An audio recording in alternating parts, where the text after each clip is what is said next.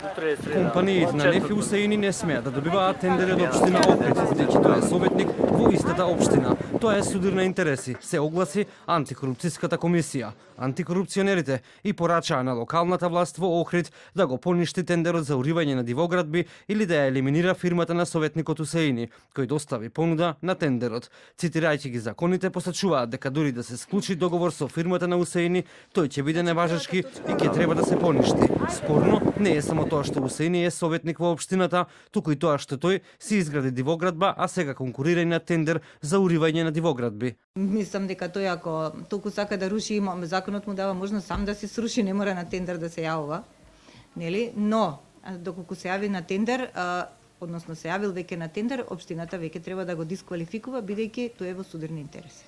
Од општина Охрид пак велат дека понудите на тендерот се отворени вчера и сега следува евалуација. Доколку во текот на евалуацијата на понудите се утврди судир на интереси, ќе се постапи согласно законските процедури. Советникот Усеини за телевизија 24 вели дека ќе се откаже од тендерот за уривање дивоградби во Охрид, а во однос на пицеријата дивоградба ќе постапи така како што налагаат законите.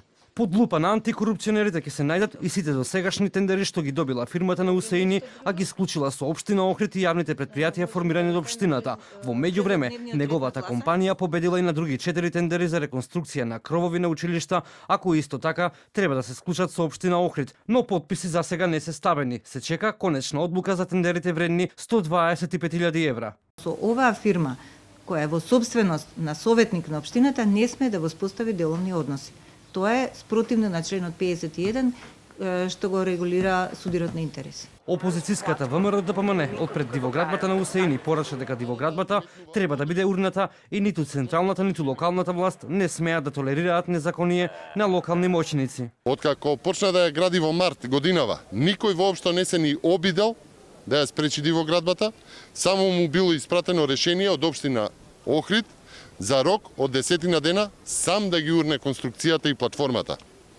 Еве го зад мене, цел објект изграден, каква дрскост, каква неспособност, каква навреда кон граѓаните од кланот на власт.